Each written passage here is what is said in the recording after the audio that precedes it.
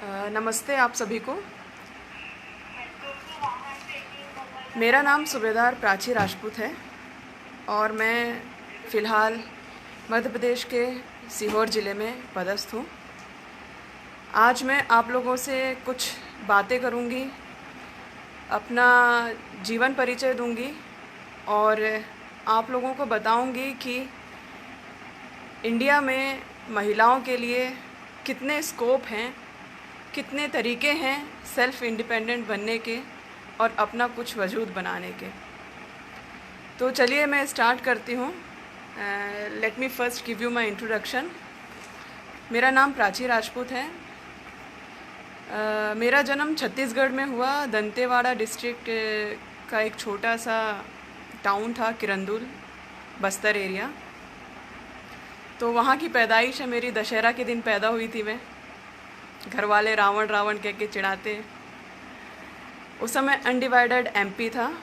फिर 2000 में जब एमपी डिवाइड हुआ तो मेरे पिताजी को चांस मिला कि छत्तीसगढ़ में रहना है कि एमपी में रहना है, क्योंकि मेरे पापा भी गवर्नमेंट ऑफिसर हैं। मेरे पापा का नाम डॉक्टर लालचंद राजपूत है और वो अभी सिरोंज तहसील विदिशा डिस्ट्रिक्ट में गवर्नमेंट कॉलेज के प्रिंसिपल इंचार्ज हैं। तो पापा प्रिंसिपल हैं मेरे, तो हमेशा से वही स्टडी वाला माहौल रहा है घर पर। 2000 में जब एमपी डिवाइड हुआ तो हम सिरोंज तहसील में आए। तब मैं 6th क्लास में थी। वहीं से मेरी पूरी पढ़ाई शुरू हुई। नॉर्मल एमपी बोर्ड स्कूल से पढ़ी हूँ मैं। नाम का इंग्लिश मीडियम था पर सब हिंदी में ही बात करते थे, टीचर्स भी बच्चे भी। और सरकारी कॉलेज से ही मैं पढ़ी हूँ। मैंने अपना ग्रेजुएशन किया है और अच्छे परसेंटेज पे, मैं अच्छे ग्रेड पे पास हुई हूँ। मैं सरकारी कॉलेज से पढ़ी हूँ। और मैं बताना चाहूँगी कि मैंने ग्रेजुएशन किया है बीएससी, प्लेन बीएससी किया है मैंने, ऐसा कुछ नहीं है। नॉर्मल वो बॉटनी, ज़ूलॉजी, फ़िज़िक्स यही सब था मेरा। फिर जब मैंने ग्रेजुएशन किया, मैं पढ़ाई में बहुत अच्छी थी, हमेशा से रैंक होल्डर रही हूँ और बिल्कुल किताबी कीड़ा टाइप, जो नॉर्मली गर्ल्स रहती हैं। बचपन में लड़कियाँ बहुत पढ़ती हैं, लड़कियाँ बहुत सिंसियर होती हैं। आपने देखा भी होगा 10th और 12th में लड़कियाँ ही छक्के मारती हैं। तो मैं काफ़ी स्टूडियस लड़की थी। तो मेरी इच्छा हुई बाहर जाने की, बड़े शहर में पढ़ने की। सबकी इच्छा होती है जब अपन बड़े हो जाते हैं। तो मैंने ज़िद करा और भोपाल आई मैं। भोपाल में बरकतुल्लाह यूनिवर्सिटी से मैंने एमएससी किया। मेरा डेजर्टेशन गोल्ड फिश पे था, एक्वाकल्चर डिपार्टमेंट था। बरकतुल्लाह का सबसे बड़ा डिपार्टमेंट हमारा ही था। और मॉलिक्यूलर बायोलॉजी से मैंने स्पेशलाइजेशन किया था। क्योंकि पढ़ाई में अच्छी थी इसीलिए एमपीपीएससी की कोचिंग भी लगाई थी मैंने। एमपी नगर में कोचिंग थी मेरी, तो मैं कोचिंग भी जाती थी और साथ में एमएससी भी करती थी। और मैं बहुत सारे एग्ज़ाम्स भी दे रही थी, गवर्नमेंट एग्ज़ाम्स, पर कोई एग्ज़ाम निकल नहीं रहा था। तो काफ़ी फ्रस्ट्रेट थी मैं बताना चाहूँगी ये सारे यूथ के लिए है। जो यूथ अभी अनएम्प्लॉयड है, ये उनके लिए है कि कैसा लगता है जब इतने काबिल हों और उसके बावजूद भी नौकरी नहीं लगती है, तो वो क्या फ़ीलिंग होती है, वो मैं बहुत अच्छे से जानती हूँ, बहुत अच्छे से। एमएससी हो गया, कुछ नौकरी नहीं लग रही। मतलब मैं स्कूल में फर्स्ट सेकंड आती थी यार, कोई नौकरी नहीं लग रही हैं, सर के बाल झड़ने लगे। फिर जो अंदर से किक आती है ना भाई साहब, वो किक आपको मजबूर कर देती है कुछ भी करने के लिए। मैंने बहुत ज़िद किया। मैंने बोला कि गवर्नमेंट तो निकल नहीं रहा मेरा कोई एग्ज़ाम। मैंने कहा कि मेरे दोस्त वगैरह हैं, वो गुजरात में, सूरत में एक्वाकल्चर इंडस्ट्री में काम कर रहे हैं, मेरी भी आराम से नौकरी लग जाएगी क्योंकि मैं उसी डिपार्टमेंट की हूँ।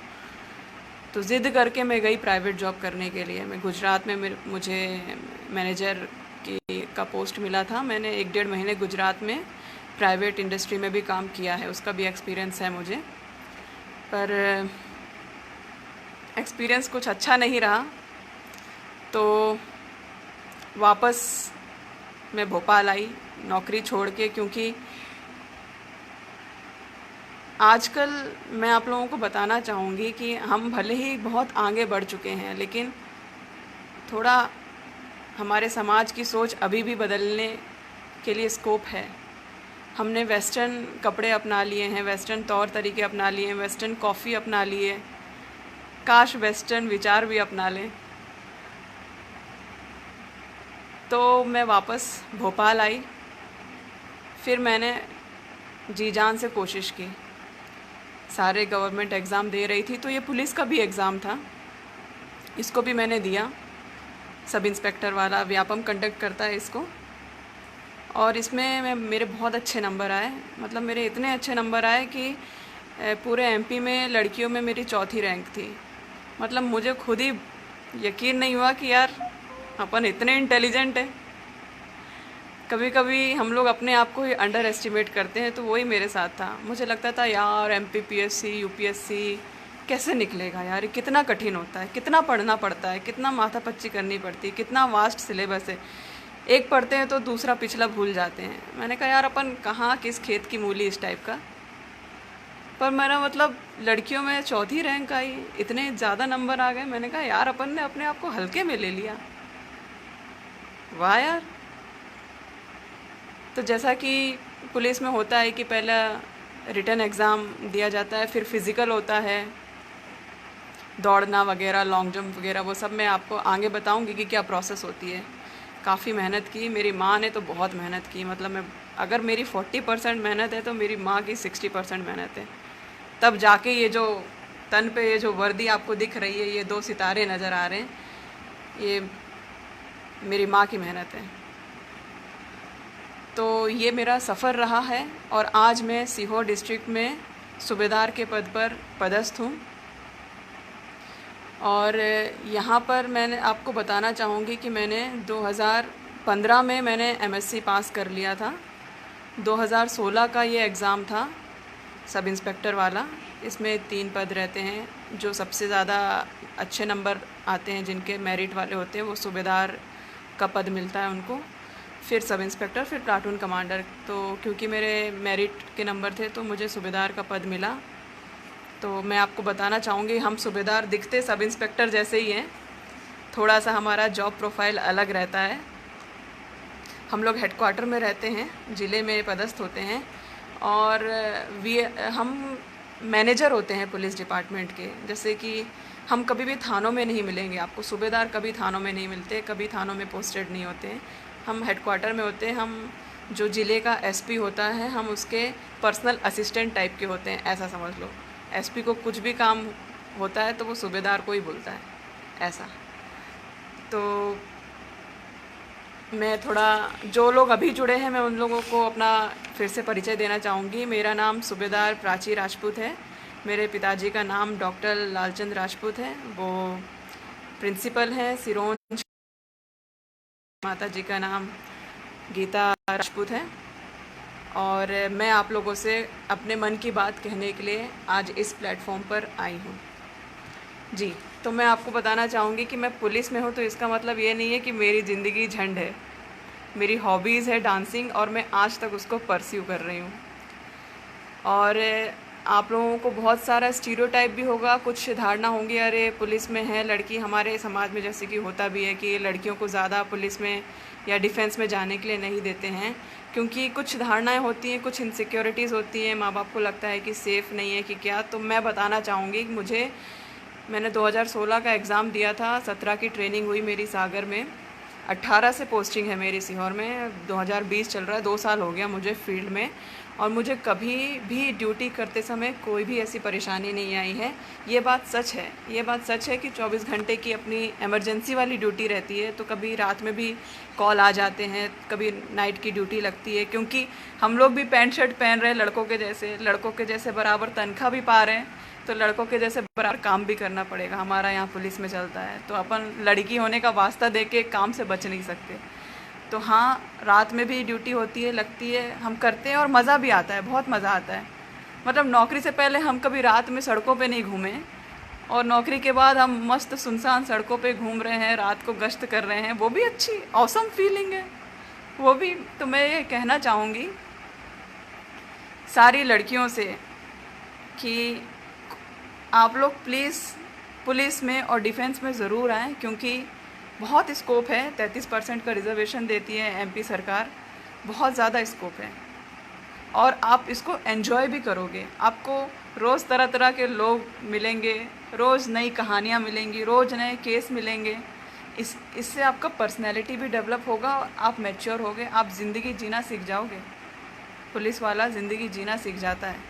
क्यों? क्योंकि वो हमेशा नेगेटिव एनवायरनमेंट में रहता है।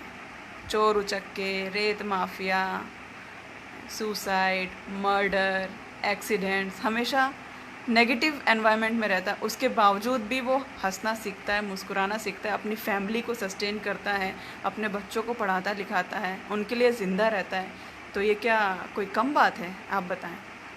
पुलिस की नौकरी एक जगह तो बहुत ही टफ़ है। तो अगर आपको असली ज़िंदगी जीनी है तो भाई साहब पुलिस की तैयारी करें, यहाँ काफ़ी वैकेंसी है। और अभी गृह मंत्री ने बोला भी है लगभग 4000 वैकेंसी निकलने वाली है, क्योंकि अभी ये कोरोना समय चल रहा है तो 2 सालों से नोटिफिकेशन अभी आए नहीं हैं। पर कोई बात नहीं, होल्ड ऑन, आप लोग तैयारी करते रहें, पढ़ाई करते रहें। मैं आपको बताना चाहूँगी पुलिस में कैसे आया जाए, ये टॉपिक मैं उठाती हूँ। तो मैं आपको बताना चाहूँगी कि 4 लेवल होते हैं, 4 लेवल, ठीक है। पहला लेवल होता है कांस्टेबल वाला, दूसरा होता है सब इंस्पेक्टर वाला, तीसरा होता है डीएसपी वाला, चौथा होता है एसपी वाला। 4 लेवल पे पुलिस में रिक्रूटमेंट होते हैं, ठीक है। तो जो नॉर्मल कांस्टेबल वाला जो एग्ज़ाम होता है वो भी व्यापम कंडक्ट करवाता है अपने स्टेट का, खासकर मैं एमपी के लिए बात करूँ तो, ठीक है। फिर अब मैं आपको रैंक भी बताती जाऊंगी पुलिस की, जिससे आपको समझ में आ जाए कि कैसे चलता है। तो सबसे नीचे कांस्टेबल होता है, उससे प्रमोट होके हेड कांस्टेबल होता है। हेड कांस्टेबल के लिए सीधी भर्ती नहीं होती है, सीधी भर्ती कांस्टेबल से होती है, ठीक है। फिर एएसआई होता है, जिसको बोलते हैं assistant sub inspector. Head constable से प्रमोट होके असिस्टेंट सब इंस्पेक्टर बनाया जाता है, ठीक है। फिर असिस्टेंट सब इंस्पेक्टर प्रमोट होके बनता है sub inspector. Sub inspector level पर डायरेक्ट भर्ती है, जिस भर्ती से मैं आई हूँ वो व्यापम लेता है, ठीक है। इसमें 2 आपके टेस्ट होते हैं, एक जनरल नॉलेज का होता है और एक एप्टीट्यूड का होता है, ठीक है। दोनों 100-100 नंबर के होते हैं। हमारा ऑनलाइन हुआ था, ऑफलाइन भी चलता था, लेकिन अब स्मार्ट इंडिया बन रहा है तो अब सब कुछ ऑनलाइन होने लगा है। तो आपको एक सब्जेक्ट आपका पूरा हिंदी इंग्लिश रहता है, जिसमें लैंग्वेज रहता है। तो अगर आपको एमपी पुलिस में आना है तो आपको हिंदी और इंग्लिश दोनों में आपको महारत हासिल करनी पड़ेगी। खासकर हिंदी 70 नंबर की आती है, इंग्लिश 30 नंबर की आती है। तो लूसेंट की हिंदी से ही मैंने पढ़ाई की थी। अगर मैं अपना बताऊं तो नॉर्मल लूसेंट की हिंदी आप कहीं किसी भी बुक स्टोर से ले सकते हो। और इंग्लिश भी आप बढ़िया पढ़ें, उसको तैयार करें, क्योंकि आज के ज़माने में जितना ज़रूरी कंप्यूटर का नॉलेज है उतना ही ज़रूरी इंग्लिश बोलना भी है। टूटी फूटी सही, लेकिन आप लोग बोलिए, इंग्लिश भी बहुत ज़रूरी है। और दूसरा पेपर हमारा जनरल नॉलेज का होता है। 200 नंबर के ये 2 पेपर होते हैं। इसको ये रिटन टेस्ट होता है। इसको अगर क्वालिफाई कर जाते हैं, उसके बाद फ़िज़िकल होता है। मैंने अपने फ़िज़िकल टेस्ट की तैयारी भोपाल के टीटी स्टेडियम से की थी, और उसमें 800 मीटर की रनिंग होती है, जो कि अगर मैं लड़कियों की बात करूँ तो 3.5 मिनट में दौड़ कर निकालना पड़ता है। और लॉन्ग जंप होता है, वो 10 मीटर का होता है। और शॉट पुट होता है, वो 15 मीटर फेंकना पड़ता है। तो ये 3 था, मेरे लिए बहुत ही मुश्किल था, क्योंकि मैं इतना स्पोर्टी नहीं रही हूँ। मुझे स्पोर्ट्स से सख्त नफ़रत थी, सख्त नफ़रत। मैंने लाइफ में कभी दौड़ा नहीं, लेकिन जब से मैं पुलिस में आई हूँ बस मैं दौड़ ही रही हूँ। दौड़ दौड़ के घोड़ा बना दिया हम लोगों को, ठीक है। मैं एक बार आपको ये बताना चाहूँगी कि पुलिस डिपार्टमेंट डिसिप्लिन का डिपार्टमेंट है। तो ये बिल्कुल ही इंटेलिजेंट इंसान नहीं मांगते हैं कि बिल्कुल ही इंटेलिजेंट हो। पुलिस डिपार्टमेंट को घोड़ा व्यक्ति चाहिए, जो आदेशों का पालन करे और टुक टुक टुक टुक दौड़े। इसीलिए रिटन, फिज़िकल और इंटरव्यू होता है, ठीक है। तो फिज़िकल टेस्ट अगर आप पार कर लेते हो तो आपका मेडिकल होता है। उसमें जैसे लड़कों के लिए जैसे कितना सीना फुलाना हो, और हाइट भी नपती है। जैसे लड़कियों के लिए मिनिमम हाइट 5-2 इंच होती है, अलग अलग कैटेगरी वाइज वो रहता है। मुझे हाइट का कोई इतना इशू नहीं था, मेरी हाइट अच्छी है, नॉर्मल से अच्छी है।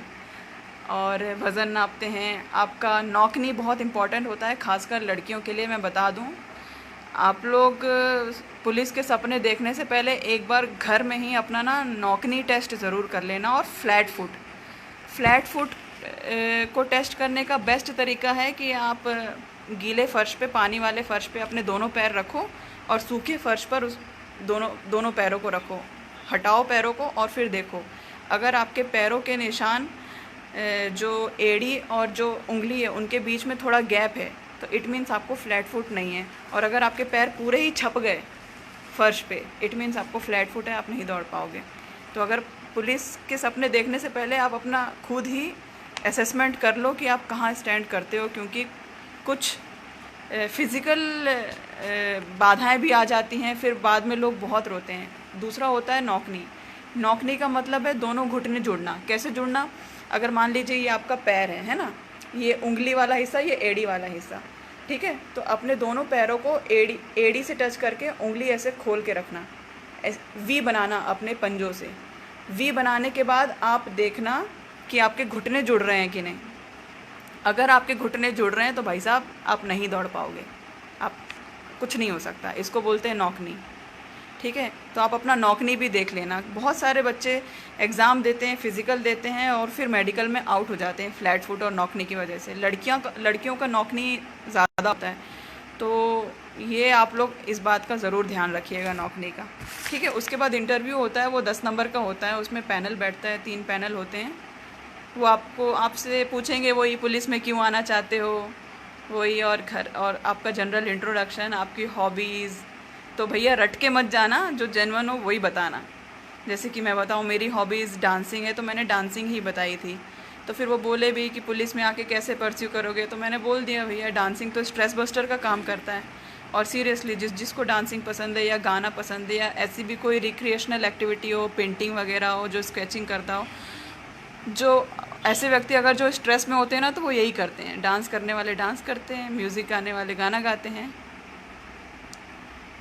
मैं बताना चाहूँगी कि मेरी ये जो पुलिस में आने का ये जो सफ़र है, ये मेरी माँ नहीं होती तो मैं आज आ ही नहीं पाती। मदर का बहुत इम्पोर्टेंट रोल रहा है मेरा कैरेक्टर बिल्डअप करने में। सही बताऊँ, मतलब हम दौड़ कर आते थे, सुबह शाम दौड़ते थे और वही गर्म पानी में पैर डाल के अपना रखना, पैर सूज जाते थे, ये सारी चीज़ें। तो पेरेंट्स का बहुत बड़ा रोल रहा है मेरी लाइफ में। मैं भी आप लोगों से यही दरख्वास्त करूँगी कि आप लोग, क्योंकि हमारी जो जनरेशन ये most of the time mobile पे ही लगी रहती है, तो मैं आप लोगों से ये दरख्वास्त करूँगी कि थोड़ा सा टाइम निकाल के अपने माँ बाप के साथ बैठें। वैसे भी कोरोना काल चल रहा है, अच्छा अपना कम्युनिकेशन करें, अपने दिल की बात अपने पेरेंट्स को बताएं और पेरेंट्स से भी उनकी दिल की बात पूछें कि वो हमसे क्या एक्सपेक्ट करते हैं। यार मैं आपको बताऊं, माँ बाप बस यही चाहते हैं कि उनका बच्चा कुछ बन जाए, कुछ कर जाए, इंडिपेंडेंट हो जाए, लड़का हो चाहे लड़की हो। खासकर लड़कियों से मैं बोलना चाहूँगी, आप लोग फाइनेंशियल इंडिपेंडेंट ज़रूर होइए, किसी पे डिपेंडेंट मत होइए। शादी से पहले कुछ ना कुछ जॉब ज़रूर करिए, भले ही सैलरी कितनी भी हो। जॉब आपको बहुत कुछ सिखा देती है।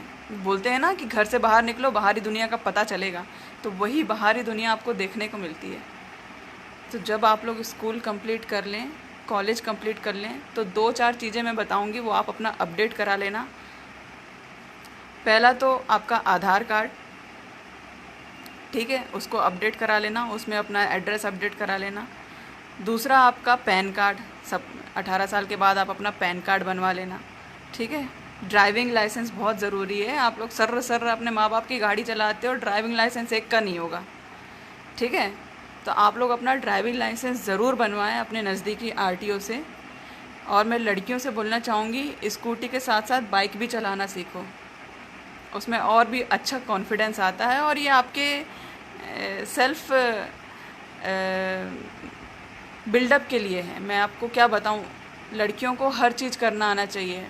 मैं अगर अपना बताऊँ तो मुझे बाइक चलाना नहीं आती थी, लेकिन पुलिस में आने के बाद मैंने बाइक चलाई, मैंने बुलेट चलाई, मैंने कार चलाई और आजकल मैं ट्रक चलाना सीख रही हूँ। पता चले रास्ते में कोई ट्रक को रोके चालान काटने के लिए, तो बहुत बार होता है ड्राइवर भग जाते हैं, तो हम ही कोई ट्रक चला के थाने में ले जाना पड़ता है। तो अभी करंटली मैं ट्रक सीख रही हूँ। तो हर लड़की को गाड़ी चलाना ज़रूर आना चाहिए। अगर आपके पास आपके भाई की मोटरसाइकिल हो या अपने पापा की मोटरसाइकिल हो तो मोटरसाइकिल ज़रूर सीखिए। आप बिलीव नहीं कर सकते हो ये कितना काम आता है, बहुत काम आता है। ठीक है, तो ये मैंने आपको बताया कि पुलिस में कैसे आया जाए। मैं आपको बताना चाहूँगी कि एमपी पुलिस इतनी स्मार्ट है। मैं आपको 2-4 ऐसे रोचक तथ्य बताऊँगी, आप तो सुन के भौचक्के रह जाओगे। पहली बात, आपने डायल 100 देखा होगा। पूरे मध्य प्रदेश में डायल 100 की गाड़ियाँ हैं, मॉल के आसपास, है ना, जगह जगह पे। ठीक है, ये डायल 100 का कंसेप्ट मैं आपको बताऊं, पूरे इंडिया में एमपी स्टेट ने पहली दफ़ा लॉन्च किया। आपने अगर हॉलीवुड की मूवीज़ देखी हो तो उसमें 911 चलता है ना, अमेरिका में 911 चलता है। अगर आप 911 कॉल करो तो तुरंत गाड़ियाँ आ जाती हैं। तो वही कंसेप्ट हमने यहाँ मध्य प्रदेश में पहली बार लेकर आए थे, और 100 नंबर अपन दबाते तो पुलिस का आता है। तो वही डायल 100 कंसेप्ट हम मध्य प्रदेश में पूरे इंडिया में पहली बार लेकर आए थे। फिर हमको ही देखकर यूपी पुलिस ने अपना डायल 100 लॉन्च किया था, और बाकी लोग। और आप बिलीव नहीं करोगे, वो अंग्रेज़ जिनके हम कभी गुलाम हुआ करते थे, वो ब्रिटिशर्स, ब्रिटेन के लोग आए थे एमपी में रिसर्च करने के लिए कि ये आपका डायल 100 कंसेप्ट क्या है। और अभी तो आपने डायल 100 की सफारी गाड़ियाँ देखी होंगी, अब डायल 100 बाइक्स भी आ रही हैं। अभी आप आगे देखते जाइए कि अपनी मध्य प्रदेश की पुलिस कितनी स्मार्ट हो रही है। तो डायल 100 बाइक्स भी अब एमपी लाने वाला है। और मैं आपको बताना चाहूँगी कि जैसे कि आपको मोबाइल में कुछ तकलीफ़ होती है तो आप कस्टमर केयर को फ़ोन करते हैं, कॉल सेंटर वाला जो सिस्टम होता है, बिल्कुल सेम सिस्टम डायल 100 का सिस्टम है। ठीक है, तो डायल 100 जब आप डायल करोगे तो उसका एक जो कॉल सेंटर वाला हेडक्वार्टर है वो डायरेक्ट भोपाल में है। आप एमपी के किसी भी कोने से कॉल करोगे तो वो सीधा भोपाल हेडक्वार्टर जाएगा। ठीक है, भोपाल हेडक्वार्टर से आप जब भी डायल 100 को कॉल करोगे तो वो आपका नाम पता पूछेगा, आप कौन से तहसील में हो, आपका लोकेशन, आप कौन से रोड में, आप कौन से थाना एरिया में हो, वो पूछेगा। वो पूछने के बाद वो वहीं से आपकी कॉल को उस पर्टिकुलर एरिया के डायल 100 को फॉरवर्ड करता है, उनको इवेंट मिलता है, और इससे 10 मिनट में गाड़ी आपके इवेंट तक पहुंच जाती है। मैंने 2 दफ़ा डायल 100 का इस्तेमाल किया है। जब हाईवे पे एक बार एक्सीडेंट हो गया था तो मैंने खुद डायल 100 कॉल किया था, 2 मिनट में गाड़ियाँ आ जाती हैं। ये जो पद्धति है पहली बार एमपी पुलिस लेकर आई थी और इसको पूरे देश ने फॉलो किया। दूसरा मैं बताना चाहूँगी आपको, अगर आपको बहुत आलस आ रहा है कंप्लेंट करने में, है ना, शिकायतें होती हैं, खासकर हम जैसे यूथ जो मोबाइल से ही सारे बिल पेमेंट कर देते हैं, ठीक है, डीटीएच का रिचार्ज कर देते हैं, मोबाइल पेमेंट कर देते हैं, तो भाई साहब आपके लिए ख़ास एक्सक्लूसिव मोबाइल पे ही आपकी शिकायत भी दर्ज हो जाएगी, आपकी एफआईआर भी दर्ज हो जाएगी। एमपी पुलिस ने एक मोबाइल एप्लीकेशन लॉन्च किया है जिसका नाम है एमपी ई-कॉप। अगर आप प्ले स्टोर में जाएंगे और अगर आप उसमें सर्च करेंगे एमपी ई-कॉप तो आपको ये एप्लीकेशन मिल जाएगा। मैं आपको सर्च करके बताती हूँ। इसके बहुत सारे फ़ायदे हैं, ये हिंदी में है, अगर आप देख सकते हो तो। ये एमपी ई-कॉप का ऑफिशियल एप्लीकेशन है। अगर आप इस पे जाएंगे, इसको आप प्ले स्टोर से डाउनलोड कर सकते हो, और डाउनलोड करने के बाद ऐसा आइकन आ जाएगा इस तरीके का, ये एमपी पुलिस का लोगो है। फिर इस पर आप अगर क्लिक करेंगे, क्लिक करने पर इस तरीके से ये एप्लीकेशन खुलता है, और ये पूरे इसके फीचर्स हैं।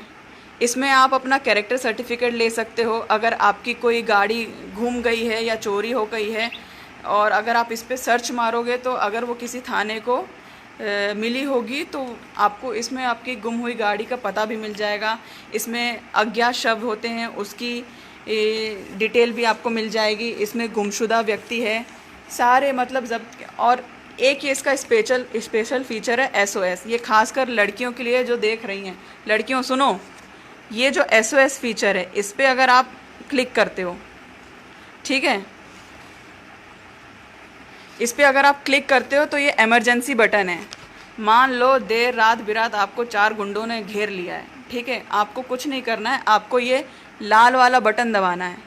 ये लाल वाला बटन आप दबाओगे तो पुलिस का सायरन बजने लगेगा ऑटोमेटिकली, ज़ोर ज़ोर से। तो लोगों को ऐसा लगेगा कि अरे पुलिस की गाड़ी आ रही है, बल्कि सायरन यहाँ से बज रहा होता है। सायरन बजेगा और आपको 2 मिनट के अंदर भोपाल के डायल 100 वालों से कॉल आ जाएगा, और इस तरीके से आप अपनी सुरक्षा खुद कर सकते हो। तो ये आजकल की जनरेशन के लिए हैं टेक वाले, जो हर चीज़ मोबाइल पे चाहते हैं। तो भाई साहब, पुलिस भी अब मोबाइल पे आ चुकी है। तो यहाँ देखिए, यहाँ पे नागरिक सेवाएं हैं। अगर आप नागरिक सेवाओं पे क्लिक करेंगे यहाँ पे, तो ये सारे फीचर्स आपको देखने को मिल जाएंगे। ये FIR है, आप FIR भी कर सकते हो, अपनी शिकायत दर्ज कर सकते हो, गिरफ्तार व्यक्ति के बारे में आप जान सकते हो, सफलता की कहानियाँ, मोटिवेशनल कहानियाँ, MP का रिक्रूटमेंट, कब कौन सा रिक्रूटमेंट आएगा, सारे टेंडर, सारी हेल्पलाइन। आपको MP के किसी भी ऑफिसर का हेल्पलाइन नंबर चाहिए है, कॉन्टैक्ट नंबर चाहिए, तो आप इस एप्लीकेशन से आप सब पता कर सकते हो। आपको A to Z सारी इन्फॉर्मेशन मिल जाएगी। ठीक है, तो ये तो रहा हमारे स्मार्ट पुलिसिंग के बारे में जनरल इंट्रोडक्शन देना। जो लोग अभी जुड़े हैं, मैं उनको अपना इंट्रोडक्शन देना चाहूँगी। मेरा नाम सूबेदार प्राची राजपूत है। मैं सीहोर ज़िले में पोस्टेड हूँ, और आज मैं आप लोगों से अपने मन की बात करने के लिए आई हूँ, और बताने के लिए आई हूँ कि पुलिस में कैसे जाया जाए, डिफेंस में कैसे जाया जाए, और ख़ासकर लड़कियों के लिए इस फील्ड में कितना स्कोप है। तो इस बारे में मैं आप लोगों से अभी बात कर रही हूँ, जो लोग अभी जुड़े हैं उनके लिए। मैंने आपको पुलिस के बारे में तो बता ही दिया है, अब मैं आपको डिफेंस के बारे में बताऊंगी। तो डिफेंस, जैसा कि आप लोग जानते ही हो कि आर्मी, नेवी और एयरफोर्स है। ठीक है, तो डिफेंस का एग्ज़ाम अपना, ये जो NDA का एग्ज़ाम होता है, नेशनल डिफेंस एकेडमी, NDA का एग्ज़ाम अपना UPSC कंडक्ट करवाता है। ठीक है, तो UPSC NDA का एग्ज़ाम कन्वर्ट करवाता है। ये तीनों के लिए होता है, आर्मी के लिए, नेवी के लिए, एयरफोर्स के लिए। एक बात मैं आप लोगों को क्लियरली बता दूं कि नेवी और एयरफोर्स के लिए आपका मैथ्स और फिज़िक्स सब्जेक्ट होना ज़रूरी है। तो जो बायो वाले हैं मेरे जैसे, तो उनके लिए बस आर्मी ही बचता है। ठीक है, अगर आपको नेवी में और एयरफोर्स में जाना है तो आपको मैथ्स और फिज़िक्स, ये दोनों सब्जेक्ट कंपलसरी मांगता ही है। और अगर आपके पास ये सब्जेक्ट नहीं, आपने ये सब्जेक्ट नहीं लिया है, तो सिर्फ आर्मी ही बचता है आपके लिए। ठीक है, तो ये पॉइंट अपना क्लियर हो गया, मैंडेटरी है। ठीक है, ये 2 मीडियम में होता है, हिंदी में भी होता है, इंग्लिश में भी होता है ये एग्ज़ाम। ठीक है, और ये एग्ज़ाम साल में 2 बार होते हैं। तो जो भी डिफेंस में जाना चाहते हैं तो ये बात मेरी नोट कर लें, ये एग्ज़ाम साल में 2 बार होते हैं। ठीक है, एक बार नोटिफिकेशन आता है और दूसरी दफ़ा अगस्त सितंबर में आता है। तो ये आपको चेक करना पड़ेगा टाइम टू टाइम। जो इसकी गवर्नमेंट की ऑफिशियल वेबसाइट है, उस पर आपको रिक्रूटमेंट प्रोसेस का पूरा नोटिफिकेशन मिल जाएगा। एक बात मैं आपको बता दूं कि आर्मी में एंट्रेंस के लिए जो मिनिमम एज है वो 16.5 साल है, और मैक्सिमम एज है 19.5 साल। तो ये उन बच्चों के लिए है जो 11th-12th कर रहे हैं, क्योंकि इसमें क्वालिफ़िकेशन 10+2 पास ही मांगता है बस। ठीक है, और सबसे मेन जो क्राइटेरिया है वो अनमैरिड। भाई साहब, शादी नहीं होना, अनमैरिड लड़के लड़कियां चाहिए इनको। ठीक है, डिफेंस में इसका जो सिलेबस होता है, इसमें 2 सब्जेक्ट होते हैं, एक तो मैथ्स होता है और दूसरा अपना जनरल एबिलिटी टेस्ट होता है। जनरल एबिलिटी टेस्ट में हिस्ट्री, ज्योग्राफी, करंट अफेयर सब पूछता है। ठीक है, मैथ्स अपना 300 नंबर का होता है, और जो जनरल एबिलिटी टेस्ट है 600 नंबर, 900 नंबर का इसका इंटरव्यू होता है। टोटल मिला के 1800 नंबर, और इंटरव्यू सिर्फ इंग्लिश में होता है। तो प्लीज़ टूटी फूटी जैसे भी हो, तो काम चलाओ, इंग्लिश आप ज़रूर सीख लें, क्योंकि मैंने आपको पहले ही बता दिया है कि आज के ज़माने में जिसको इंग्लिश नहीं आती, जिसको स्मार्टफोन चलाना नहीं आता, जिसको कंप्यूटर चलाना नहीं आता, उसको कुछ नहीं आता। ये ज़माना उसका ही है। तो प्लीज़ आप लोग अपडेट होइए। पुलिस भी अपडेट हो रही है। बताइए, मैंने अभी आपको बताया कि बैठे बैठे मोबाइल में FIR कैसे करते हैं। ठीक है, लड़कियों के लिए ख़ासकर मैं बताऊँ, डिफेंस में पहले तो एंट्री नहीं थी, लेकिन अब एंट्री होने लगी है। तो महिलाएं ऑफिसर लेवल पे जा सकती हैं। ऑफिसर लेवल के लिए महिलाओं के लिए वैकेंसीज़ हैं। ठीक है, तो ये ना 3 तरीके से जा सकती हैं, एक तो UPSC, नॉन UPSC और टेक्निकल। ठीक है, जो UPSC है वो SSC के थ्रू आपका एग्ज़ाम कंडक्ट करवाता है। नॉन टेक्निकल होता है जो CDS एग्ज़ाम होता है। जो CDS एग्ज़ाम होता है वो साल में 2 बार होता है, ये भी 2 बार होता है। तो लड़कियाँ विशेषकर ध्यान दें। ठीक है, लड़कियों के लिए। और ये क्योंकि UPSC ये लेवल है, तो मिनिमम क्वालिफ़िकेशन इसका ग्रेजुएशन है। तो या तो अगर आप ग्रेजुएशन के लास्ट ईयर में हो, या आपने ग्रेजुएशन कंप्लीट कर लिया है, तो आप डिफेंस दे सकते हो फॉर गर्ल्स, लड़कियों के लिए मैं बता रही हूँ, है ना। यूपीएससी या सीडीएस एग्ज़ाम के थ्रू अपना आर्मी वाला रहता है। नॉन यूपीएससी बोले तो नॉन यूपीएससी कैसे है? नॉन यूपीएससी बोले तो एनसीसी, जिन लोगों ने एनसीसी किया हो तो वो जानते होंगे, एटलीस्ट मिनिमम सी सर्टिफिकेट होना चाहिए एनसीसी का। एनसीसी के थ्रू भी स्पेशल कोटा लेके आप लोग आराम से डिफेंस में जा सकते हो। और दूसरा जैग होता है, जज एडवोकेट जनरल, ये लॉ स्टूडेंट्स के लिए होता है। तो जो लड़कियां लॉ कर रही हैं तो उनके लिए भी अलग से कुछ पोस्ट निकलती है एक्सक्लूसिव, तो वो लड़कियों के लिए। इनमें लड़कियों की मैक्सिमम एज 27 साल है। 27 साल के बाद आप एलिजिबल नहीं हो पाते हो, तो 27 साल तक आप ट्राई कर सकते हो डिफेंस में, ठीक है। तीसरा होता है टेक्निकल। टेक्निकल नाम से ही समझ में आ रहा है इंजीनियर लोगों के लिए, ठीक है। तो ये एसएससी ही कंडक्ट करवाता है, ठीक है। इसमें भी लड़कियों को सिंगल होना मांगता है कि आप लोग अनमैरिड हों, तो अनमैरिड ही क्वालिफाइड होंगी। जो मैरिड है तो वो इसको फाइट नहीं कर सकते हैं। तो ये कुंवारी लड़कियों के लिए, कुंवारी लड़कियां जो डिफेंस में जाना चाहती हैं तो वो इन 3 तरीक़ों से आर्मी, नेवी और एयरफोर्स में जा सकती हैं। एसएससी कंडक्ट करवाता है इसको।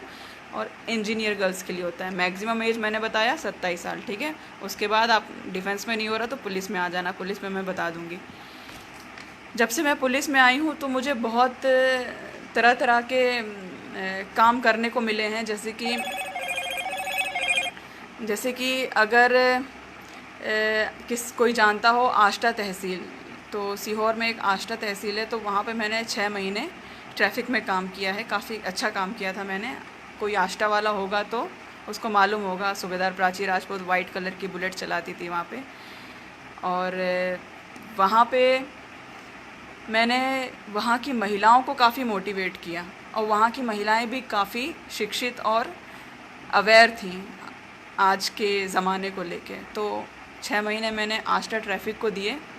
ट्रैफिक में मुझे बहुत कुछ सीखने को मिला। 2-4 बातें मैं आपको बताना चाहूँगी। पहली बात, जब भी आप लोग रास्ते से गुज़रें, मैं ये नहीं बोलूँगी कि ईयरफोन हटा दो ये वो, जब भी आप लोग रास्ते से गुज़रें आपको आती जाती गाड़ियों को नहीं देखना है, उनकी नंबर प्लेट देखना है, उनकी नंबर प्लेट देखना है।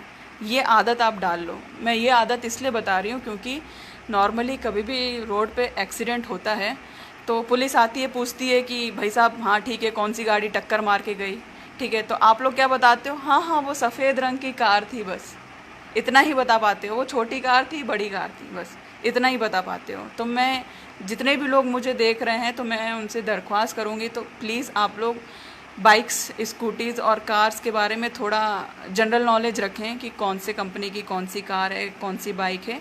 और आप लोग नंबर प्लेट देखने की आदत ज़रूर डालें, ये बहुत हेल्प करता है। तो मैं आपको बताना चाहूँगी कि नंबर प्लेट बनती कैसे है। शुरू के जो 2 अक्षर होते हैं वो आपका स्टेट दर्शाता है। आप अपनी खुद गाड़ी को चेक करो, आपकी गाड़ी में शुरू में MP लिखा हो, UP लिखा हो, तो समझ में आ जाएगा कि किस स्टेट की गाड़ी है, ठीक है। उसके बाद 04, 05, 09, 37, 40, 05, ये सब, ये इसके बाद 2 नंबर्स होते हैं। ये बताता है कि कौन से ज़िले की गाड़ी है, कौन सा डिस्ट्रिक्ट है, ठीक है। नंबर प्लेट को मैं डिकोड करके बता रही हूँ कि नंबर प्लेट अपने आप में एक एड्रेस है, अपने आप में।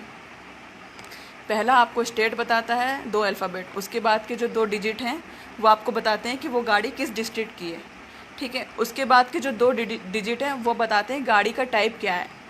आप अभी अगर अपनी बाइक को जाके देखना, आपकी बाइक में MK, MC, MY, DM है ना, QC, अगर इस तरीके के नंबर होंगे ज़िले के कोड के बाद, तो मतलब क्या है, वो मोटरसाइकिल है। स्कूटी के नंबर में SW, SQ, SO, तो उससे समझ में आ जाता है S फॉर स्कूटी। जिसके पास कार हो अपनी नंबर प्लेट जाके देखना, CW, CS, CA, CC, इसका मतलब क्या है कि वो गाड़ी कार है। उसके बाद के बचे 4 डिजिट, बस आपको 4 डिजिट याद रखना है। अगर आप ये नंबर प्लेट देखने की आदत आप नॉर्मल वे में आप अपने बच्चों को सिखा सकते हो। आप कभी दूर ट्रैवलिंग में जाओ, अपने मामा के घर जाओ, चाचा के घर जाओ, दादा दादी के घर जाओ, खेल खेल में आप अपने बच्चों से बोलो कि रास्ते में कौन कितनी नंबर प्लेट याद रख सकता है। देखो बच्चे लोग क्या धड़ाधड़ नंबर प्लेट याद करके एक नज़र में देखकर बता देंगे। आपको पूरा डिकोड करके बता दिया मैंने कि नंबर प्लेट से आप कैसे किसी बंदे की वाट लगा सकते हो, है ना। जिसकी प्राइवेट गाड़ी होती है तो उसका जो नंबर प्लेट होती है वो वाइट कलर की होती है, जो टैक्सी परमिट वाली होती है वो येलो कलर की होती है, तो ये सब कॉमन जानकारियाँ जो आपको स्कूल में बताने को नहीं मिलती है, जिस बात का मुझे बहुत दुख है, क्योंकि यही है बाहर की दुनिया भाई साहब, यही तो आपको जानना है। आपका खुद का अपना, सारी लड़कियों से मैं बोलना चाहूँगी, आपका खुद का अपना अकाउंट होना चाहिए बैंक में, आपका खुद का पैन कार्ड होना चाहिए, खुद का ड्राइविंग लाइसेंस होना चाहिए। ये आपकी पहचान है, प्लीज़ अपनी पहचान बनाएं। फलाने की बेटी, ढिकाने की बेटी, ढिकाने की बहन, ये आपकी पहचान नहीं है। आप, बात तो तब होगी जब आपके नाम से आपके माँ बाप को जाना जाए, बात तो तब है यार। और हम में ये ताकत है, हम में ये ताकत है। हम अपने आप को अंडर एस्टिमेट करते हैं। मैंने आपको शुरुआत में ही बताया कि मैंने अपने आप को अंडर एस्टिमेट किया, और मेरे इस सब इंस्पेक्टर एग्ज़ाम में इतने अच्छे नंबर आए कि मैं सूबेदार बनी। 800 के 850 के बैच में सिर्फ 20 लड़कियां सूबेदार थी, जिसमें से मैं एक थी। जनरल की सीट लेकर आई मैंने जनरल में फ़ाइट किया है। मेरे पास ओबीसी का सर्टिफिकेट नहीं है, जनरल की सीट लेकर आई। और मेरा रिज़र्वेशन के लिए रवैया अलग है, मैं रिज़र्वेशन कोटा इतना मानती नहीं हूँ, तो मैंने जनरल से ही फ़ाइट किया और जनरल की सीट में बैठी, जनरल की सीट ली है मैंने। और अभी भी मैं निरंतर तैयारी कर रही हूँ। मैं अभी भी पीएससी देती हूँ, मैं फ़ेल होती हूँ, मैं फिर देती हूँ, मैं फिर फ़ेल होती हूँ। 2-3 बार पीएससी दिया, मेरा नहीं निकला, तो क्या होता भाई साहब, तो क्या होता। फिर पीएससी आएगी, मैं फिर दूंगी, देती रहूँगी, जब तक। निरंतर आगे बढ़ते रहना है, निरंतर आगे बढ़ते रहना है, ये मूल मंत्र है। आप ही अपना कंपटीशन हो, आप दूसरों को देख के मत चलो। आप खुद में झांक के देखो कि मैंने आज तक क्या किया। अपने आप को शीशे में देखो मैंने आज तक क्या किया। आप किस लिए आए हो, थोड़ा आत्ममंथन करो भैया, लॉकडाउन का समय चल रहा है, आत्ममंथन करो अपने बारे में। किसी की कोई भी क्वेरीज़ हो तो वो मुझे आप मैसेज कर सकते हो, मैं देख सकती हूँ लोगों के मैसेज। कोई भी डाउट हो, क्वेश्चन हो, तो आप लोग प्लीज़ मुझसे पूछ सकते हैं। मैं रूबरू होके आपसे ज़रूर आपको मैं आपकी क्वेरीज़ का जवाब दूंगी। और मैं आपको बताना चाहती हूँ एक कंसेप्ट के बारे में। जब 2012 में निर्भया केस हुआ था, दिल्ली का केस हुआ था, सब जानते हैं, पूरे देश जानता है, दुनिया जानता है। उसके बाद पुलिस में बहुत बदलाव हुए पुलिस में, जिसमें से एक था निर्भया प्रोजेक्ट। ठीक है, तो निर्भया प्रोजेक्ट में क्या है, सभी डिस्ट्रिक्ट में एसपी की ये जिम्मेदारी है कि जितनी भी school going girls, college going girls और जो कोचिंग गोइंग गर्ल्स हैं, उनकी सुरक्षा के लिए आप क्या कदम उठाते हो। ठीक है, तो उसके लिए एक अलग से टीम बनती है। उसमें एक सब इंस्पेक्टर लेवल की एक महिला अधिकारी होती है, उनके साथ कांस्टेबल होती है।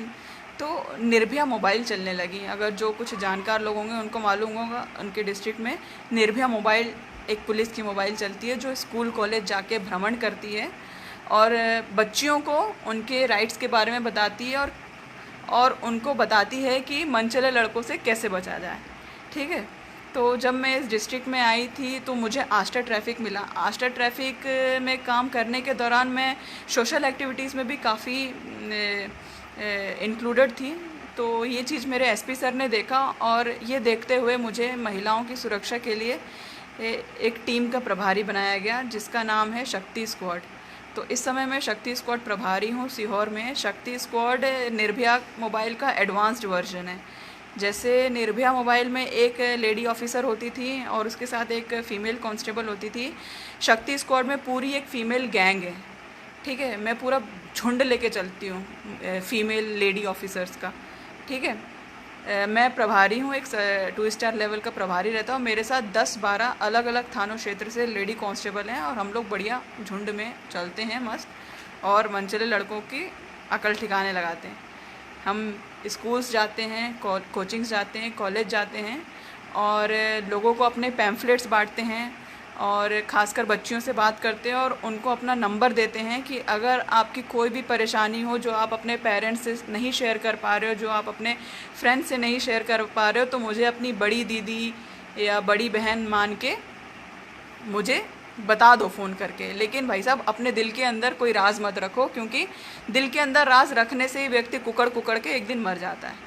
तो मैं तो किसी को जानती नहीं हूँ, ना ही मैं किसी से जाके चुगली करूँगी, तो मैं सबको अपना नंबर देती हूँ मेरा शक्ति स्क्वाड का ऑफिशियल नंबर है, और जो लोग देख रहे हैं तो वो भी नोट कर सकते हैं, इन केस आपको काम आए या फिर आप अपने आसपास लोगों को डिस्ट्रीब्यूट कर सको। तो मैं अपना शक्ति स्क्वाड का नंबर बताती हूँ, तो आप लोग चाहें तो नोट डाउन कर सकते हैं। शक्ति स्क्वाड का नंबर है 7587635900। मैं एक बार फिर से दोहराती हूँ, शक्ति स्क्वाड का जो ऑफिशियल नंबर है ये मेरे पास ही है, 7587635900। ये शक्ति स्क्वाड का ऑफिशियल नंबर है। ये खासकर उन बच्चियों के लिए ही है जो परेशान होती हैं, जिनको जो लड़के हैं वो आते जाते ईव टीजिंग करते हैं, स्टॉक करते हैं, या जो फ़ोन लगा के बोलते हैं मुझसे दोस्ती करोगी। तो ऐसे लड़कों का इलाज निकालने के लिए शक्ति स्क्वाड सीहोर में कार्यरत है। ऐसे लोगों को हम अच्छे से सबक सिखाते हैं। एक ख़ास बात मैं ये बताना चाहूँगी कि आप लोग ये मत सोचिए कि हम पुलिस वाले हैं तो इस चीज़ का कोई रिकॉर्ड रखेंगे तो क्या। शक्ति स्क्वाड के अंदर जितने भी केसेस आते हैं, जितनी भी लड़कियां हमसे कांटेक्ट करती हैं, तो उनकी पहचान गुप्त रखी जाती है, उनका नाम, एड्रेस कुछ भी डिस्क्लोज़ नहीं किया जाता है। और शक्ति स्क्वाड के दौरान जितने भी केसेस हम लेते हैं और जितने भी हम केसेस का निपटारा करते हैं, वो सब ऑफ द रिकॉर्ड होता है। तो पिछले 1 साल में लगभग हमने 200 से ज़्यादा केसेस को सॉल्व किया है, सब ऑफ द रिकॉर्ड है। ये ज़रूरी भी है क्योंकि बच्चों का भविष्य ख़राब ना हो, क्योंकि भैया पुलिस ही है जिसके पास आप लोग आते हो कैरेक्टर सर्टिफिकेट लेने के लिए। एक बार पुलिस के थाने में आपका नाम लिखा गया तो आपको कभी अच्छी जॉब नहीं मिल पाएगी। तो क्योंकि लड़कपन का उम्र होता है ना, टीनेज वाला, 9th से जो शुरू होता है, 9, 10th, 11, 12th, ये जो लड़कपन की उम्र है कि लड़की देख के मुस्कुरा दी तो समझ गई पट गई। और उस गलतफहमी में आप लोग जो भी गलतियां करते हो, उस गलती को ठीक करने के लिए शक्ति स्क्वाड है। तो ये मैंने आपको अपना शक्ति स्क्वाड का नंबर दिया है। तो अगर आपको आपके आसपास किसी को भी कोई भी तकलीफ़ हो या परेशानी हो तो आप इस पे ज़रूर कॉल करें। एक ये मेरा सरकारी नंबर है ऑफिशियल, इसको भी नोट कर लें। ये मेरा खुद का नंबर है 7041287444। मैं एक बार फिर से दोहराती हूँ, 7091287444। तो ये मेरा पर्सनल नंबर है। आप चाहें तो आप मुझसे कांटेक्ट करके भी, खासकर जो यूथ है, मैं उससे बोलना चाहूँगी कि आप लोग बिल्कुल मेरे से काउंसलिंग ले सकते हो। मैं आपको बिल्कुल आपकी ही भाषा में समझाऊंगी कि क्या करना है, क्या नहीं करना है, कैसे आगे बढ़ना है। और ख़ासकर मैं लड़कियों को बोलना चाहूँगी कि बेशर्म होना सीखो, ठीक है। आप शर्माते रह जाओगे और दुनिया आगे बढ़ जाएगी, ठीक है। कुछ तो लोग कहेंगे, लोगों का काम है कहना। तो लोगों की बातों को एक कान से सुनो और दूसरे से निकालो। ये करना आपने सीख लिया ना तो आप बुलंदियाँ छू जाओगे, ठीक है। खासकर एमपी में, यूपी में, जो हमारे पिछड़े स्टेट, दिल्ली मुंबई की तो बात अलग है भाई साहब, वो तो सिटीज़ ही अलग हैं, ठीक है। लेकिन हम जो लड़कियां हैं जो एमपी में रह रही हैं, यूपी में रह रही हैं, 4 लोगों को देखना पड़ता है, सोसाइटी को देखना पड़ता है, माहौल को देखना पड़ता है ना। तो मैं उन्हीं लड़कियों से बोलना चाहूँगी कि बेशर्म बनो।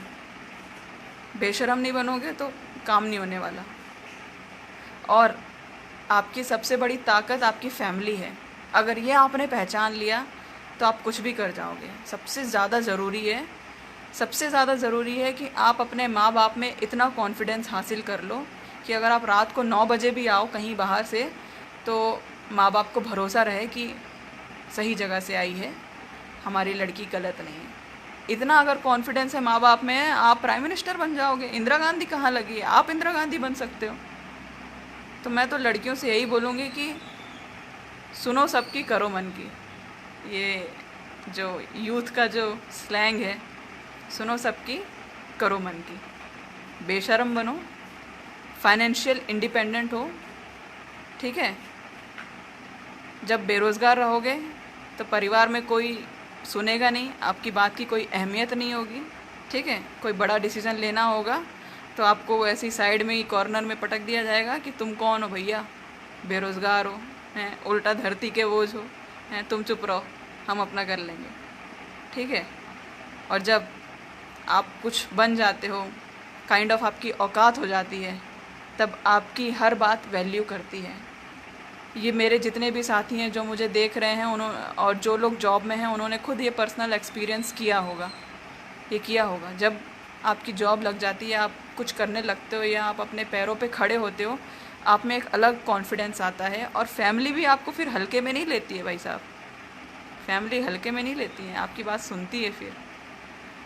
और जितनी भी लड़कियों को बोला जाता है घर से बाहर निकलोगी तो पता चलेगा कि बाहर की दुनिया क्या होती है, तो बता देना, देखो हम इंसान हैं, हम भगवान तो है नहीं, गलतियां सबसे होती हैं, मेरे से भी हुई हैं, गिर गिर के ही तो सीखे हैं। एक्सपीरियंस क्या होता है, एक्सपीरियंस क्या होता है, गलती करके सीखना ही एक्सपीरियंस होता है, गलती करके सीखना ही अनुभव होता है, ठीक है। तो ये जो मैं बोल रही हूँ अपने अनुभव से बोल रही हूँ, तो ये बात नहीं है कि मैंने कभी कोई गलती नहीं की होगी, मैंने भी गलतियाँ की हैं, सब करते हैं। आपके अगर कोई भी सवाल हो तो हाँ प्लीज़ मुझे, रिंकी जाटी गुड इवनिंग बोल रही हैं, गुड इवनिंग आपको भी, Shivam Rajput, Rakesh Kumar, Shatrughan Singh Rajput, doctor Anish Lodhi, good evening आप सभी को। ऐसा ही इसी प्रकार का प्यार हम पे बरसाते रहें, और ये जो प्लेटफॉर्म है छू लो आसमान, ये आगे भी कई हस्तियों से आपको रूबरू करवाएगा, और हम और आप में से ही लोगों को चुनकर आप तक पहुंचाएगा। जिन्होंने कुछ हासिल किया है अपने लाइफ में, उनसे आपको मिलवाएगा।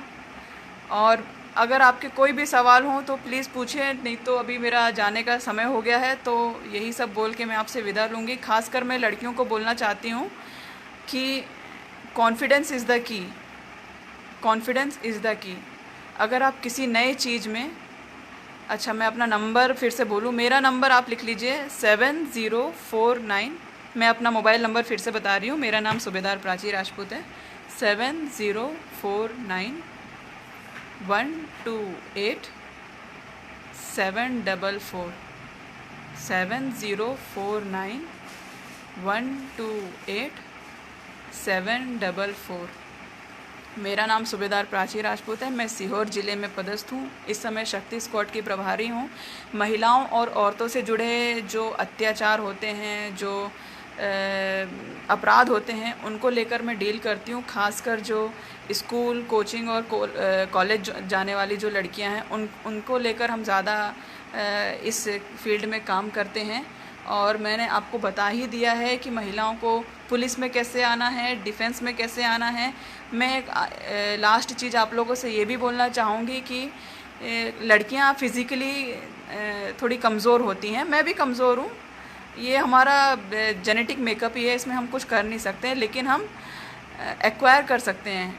मैं चाहती हूँ कि जितनी भी लड़कियाँ मुझे देख रही हैं, आप लोग कोई भी स्पोर्ट्स, कोई भी गेम हो, वो आप अपने हॉबी में लाओ, ठीक है। चाहे रनिंग हो, आप एथलेटिक्स में कुछ ले लो, है ना, चाहे बैडमिंटन खेलना हो, फुटबॉल हो।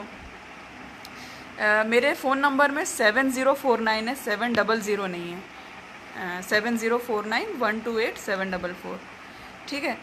तो मैं ये चाहूँगी कि हर लड़की से कि आप कुछ भी ऐसे फ़िज़िकल एक्टिविटी में इन्वॉल्व हों जिससे आपका फ़िज़िकल हेल्थ अच्छा रहे। आपको दौड़ने में अगर मज़ा आता हो, आप दौड़ो, आप स्किपिंग करो, आप एक्सरसाइज करना बहुत ज़रूरी है। ये आपके मेंटल हेल्थ के लिए भी ज़रूरी है, फ़िज़िकल हेल्थ के लिए भी ज़रूरी है। ये मुझे पहले नहीं मालूम था। मैं जब मेरी जब नौकरी नहीं लगी थी तो मैं काफ़ी डिप्रेशन में रहती थी। डिप्रेशन सबको होता है, तरह तरह का होता है, नज़र नहीं आता है, सबको होता है, आपको भी होगा, कभी ना कभी होगा, सबको होता है भाई साहब। और इससे हर इंडिविजुअल व्यक्ति को खुद ही निकलना होता है। अगर आप कोई स्पोर्ट्स या डांसिंग या कोई रिक्रिएशनल एक्टिविटी या एक्सरसाइज अगर आप अपने जीवन में लाते हो, डेली में लाते हो, अपने हैबिट में लाते हो ना, तो आपको डिप्रेशन से उबरने में काफ़ी मदद मिलेगी, काफ़ी मदद मिलेगी, और आपका हेल्थ भी सुधरेगा। बहुत सारी लड़कियां होती है, उनकी इम्यूनिटी कम होती है, मेरी भी इम्यूनिटी कम है, मौसमी बीमारी हो जाती है, वायरल का मौसम चल रहा होगा मुझे भी हो जाएगा वायरल, टाइफाइड का मौसम चल रहा होगा मुझे भी हो जाएगा टाइफाइड। लेकिन जब से मैं पुलिस में आई हूँ तो ये लोग हमें घोड़ा जैसा दौड़ना सिखा देते हैं। फ़िज़िकल जो हेल्थ है मैंने मेंटेन रखना सीखा है, और ट्रेनिंग के बाद भी मैं अभी भी फ़िज़िकल हेल्थ मेंटेन करती हूँ, नई नई चीज़ें सीखती हूँ। उसमें से एक है ट्रक चलाना, आजकल ट्रक चलाना सीख रही हूँ मैं। आप नई नई चीज़ें सीखते रहोगे तो आपका दिमाग कभी बूढ़ा नहीं होगा, है। आपके दिमाग के दो हिस्से होते हैं, लेफ़्ट ब्रेन और राइट ब्रेन, है ना। जो राइट ब्रेन होता है वो रिक्रिएशनल होता है। मैं आप लोगों से दरख्वास्त करूँगी, अपनी जो लोकल लैंग्वेज है जैसे कि बघेलखंडी हो गई, प्लीज़ मुझे अभी कॉल मत करें, जैसे बघेलखंडी हो गई, बुंदेलखंडी हो गई, अपनी सागर साइड की लैंग्वेज हो गई, यहाँ मालवी हो गई, ये रीजनल लैंग्वेज तो ठीक है। उसके बाद हिंदी और इंग्लिश, ये दोनों लैंग्वेज भी आप लोग ज़रूर करें। लैंग्वेज का ज्ञान होना बहुत ज़रूरी है, लैंग्वेज का ज्ञान होना बहुत ज़रूरी है, इसलिए आप हिंदी और इंग्लिश लैंग्वेज में बहुत अच्छा करें और अच्छे से सीखें। और इन्हीं बातों को विराम देते हुए बहुत समय हो गया, अब मुझे निकलना पड़ेगा, मैं यहीं पर अपना कंक्लूड करूँगी। छूलो आसमान और लोकेश सर को मैं तहे दिल से धन्यवाद करती हूँ कि उन्होंने मुझे कांटेक्ट किया और मुझे आप लोगों से बात करने का मौका दिया और अपने विचार सामने रखने का मौका दिया। आगे भी अगर कभी भी ज़रूरत पड़ेगी तो ज़रूर मैं आप लोगों से वापस रूबरू होंगी। तब तक के लिए जय हिंद, जय भारत, शुक्रिया, शब्बा खैर।